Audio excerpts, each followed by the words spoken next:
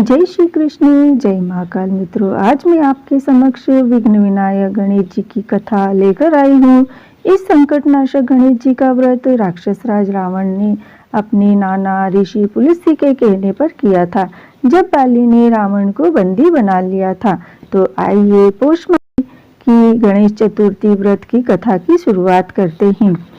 माता पार्वती ने पूछा, हे पुत्र, पौष मास में गणेश जी की पूजा किस तरह से करनी चाहिए और इस दिन क्या भोजन करना चाहिए, इसे आप संक्षेप में बताइए। श्री गणेश जी ने कहा, हे माता, पौष मास की गणेश चतुर्थी विघ्न विनाशिनी होती है। उसमें लंबोदर नामक गणेश जी की पूजा करके भोजन के रूप में केवल गोमूत्र ही पीना चाहिए।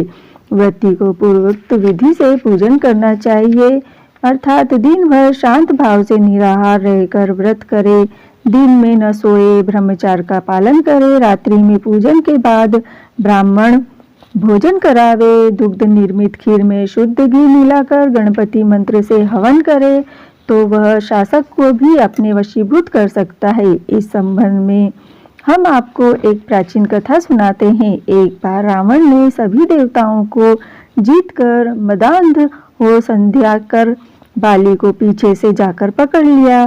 बलशाली बाली रावण को अपनी काख में दबाए हुए आकाश मार्ग द्वारा किष्किंधापुरी में आया और उस बंदी रावण को अपने पुत्र अंगद के लिए खिलौने के रूप में दे दिया। रावण ने गले में रस्सी बांधकर अंगद ने उसे नगर में घुमाना शुरू कर दिया।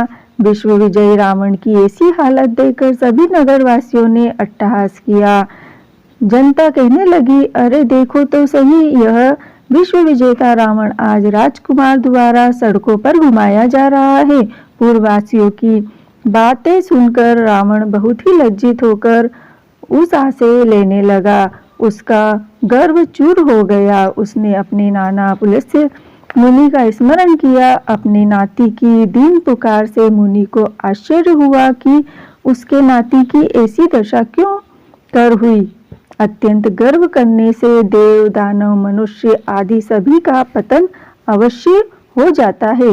रावण के समीप आकर मुनि ने पूछा, तुमने मुझे क्यों याद किया है? रावण ने कहा, हे नाना, देवताओं को जीतने के कारण गर्व करने से मेरी यह दुर्गति हुई है। मैंने संध्या करते हुए एक वानर राज को देखा। पश्चिमी महासागर के तट पर मैंने उसे पीछे से पकड़ने की चेष्टा की, परंतु मैं ही उसके द्वारा पकड़ लिया गया। मुझे उसने यहाँ लाकर गले में रस्सी बांधकर अपने लड़के को खेलने के लिए दे दिया। इस दुर्गति को देखकर नगरवासी मेरी हंसी उड़ाते हैं। हे देव, इसी चिंता में बहुत व्याकुल रहता हूँ। रस्सी में बंधे रहने के कारण मैं अशक्त हो गया हूँ। हे नाथ, अब मैं क्या करूँ? मेरे जैसा आपके वंश में कोई दूसरा कुल कलंकी नहीं होगा। अब आप ही मेरी रक्षा कीजिए। आप मेरी रक्षा कीजिए। पुलस्त्य जी ने कहा, हे रावण, डरने की कोई बात नहीं है। मैं तुम्हें बंधन मुक्त करा दूंगा। यह बाली देवराज इंद्र के वीर्य से उत्पन्न है और पराक्रम में तुमसे बढ़कर है। इसकी मृत्यु महाराज दशरथ के पुत्र श्री राम के हाथों होगी। हे राक्षस राज, यदि तुम बाली के बंधन से छूटना चाहते हो तो मेरी बात मानकर संकटनाशक गणेश जी का व्रत करो। प्राचीन काल में वृत्रासुर की हत्या के प्रायश्चित स्वरूप इंद्र ने इस व्रत को किया था, अतः तुम भी इस संकटनाशक व्रत को करो। बहुत शीघ्र ही तुम्हारा क्लेश दूर होगा।